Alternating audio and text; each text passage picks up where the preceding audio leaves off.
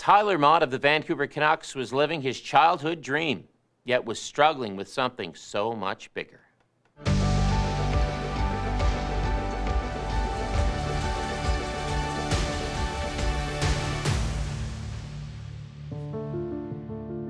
Being so focused on my career and playing hockey and so driven in that way, I kind of let the other side of it slip.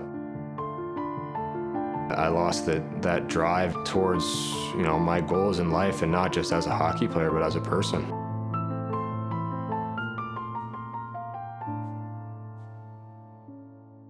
Like any kid growing up, you want to play the NHL, you want to reach that goal, and I'm lucky enough to have accomplished that. And I was drafted by the Chicago Blackhawks in the 4th round. Made the team out of camp, got sent down about halfway through, and you have a bit of a feeling that, your dream and your goal has kind of been taken away from you. In the back of your mind, you're wondering if you'll ever get back. It's hard, it's a grind, physically and mentally. You continue to push yourself, but there's a bit of doubt at times to, will you get the next opportunity? I got a phone call that I had been traded.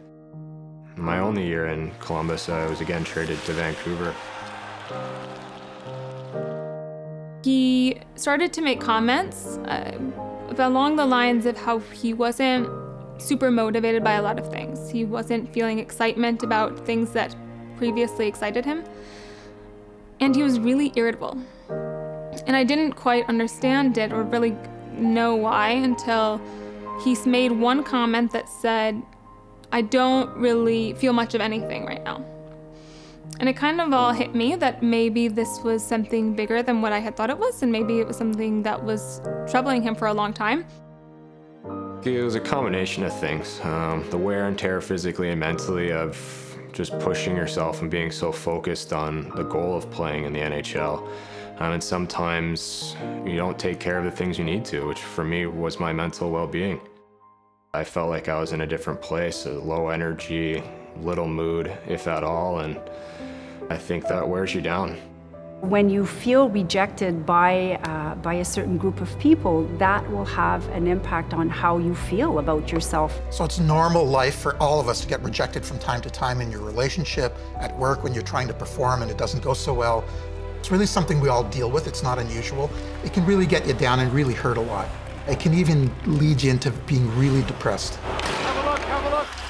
I noticed that I would kind of suppress a lot of my feelings and thoughts and just try and go right back to hockey or go right back to focusing on something, and I didn't deal with a lot of things. Many men have learned to be quiet about it, to suffer in silence, and that it often, the message they give themselves is that in order to be strong, in order to be a real man, I shouldn't have mental illness, I shouldn't be sad, and they keep it to themselves. They can separate themselves from their friends, from their families, their partners, and their children, and become more and more isolated and alone in their experience. It was several months, years, actually. It was just a gradual adjustment to him accepting going to see help. I remember going into my first meeting, and shortly thereafter I was officially diagnosed with anxiety and depression. It was hard. Maybe it put me a step back rather than a step forward at first, but once I took the time to understand and realize that it's a diagnosis, it's an illness. It's just as much an injury as anything else, although it's sometimes hard to see. Once I got over that hurdle, I think, there's a bit of no looking back. There's a bit of the mindset of you're gonna take this head on just like you have, other obstacles in your life. I'm not a big reader, never have been, but I found it's something that does help. It allows my mind to be doing something else. I like to learn things, so it helps in that way too. It's just some mental stimulation. It's kind of a small victory for me. Getting through a couple pages or a couple chapters of a book is a win, and sometimes on certain days that's all you need. You need a small victory, and that can kind of propel you forward in the right way. It can be a magazine, it can be a newspaper. Reading is an easy thing to do. It's really good for your mental health and nervous system. Just take a few minutes a day. It calms everything down, it relaxes your nervous system, and it really helps you focus on something.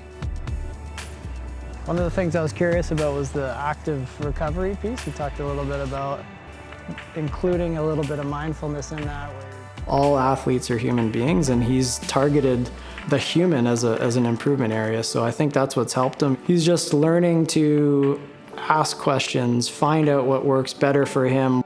When you seek support and help, you learn to develop self-awareness, you learn skills within that, and you're working on skills and developing methods for managing some of the challenges. Once I started seeking help and being more open and accepting to my mental illness, I found that my game and my performance increased as well. I was able to turn my focus and my drive and energy back to hockey and my career and other things in life too. Most of the times on day off, I'll just try and go out for a walk, whether it's just around town for a couple blocks or get out of the city, or when I'm back home, just find an area where it's quiet. You get to take in the noises, sounds, sights around you, and just embrace it. You kind of get to separate yourself a little bit from your day-to-day life, and you get to kind of enjoy some of the little things that I don't think we appreciate enough. There's so many new recent studies really showing us, surprisingly, that even the smells in nature, maybe something in the air, the way the visuals affect our brain are really engaging brain chemicals to actually help calm your nervous system and reduce some of the stresses throughout the entire body. So I'd encourage anyone to go for a daily walk. It's so easy to do, especially in times like these.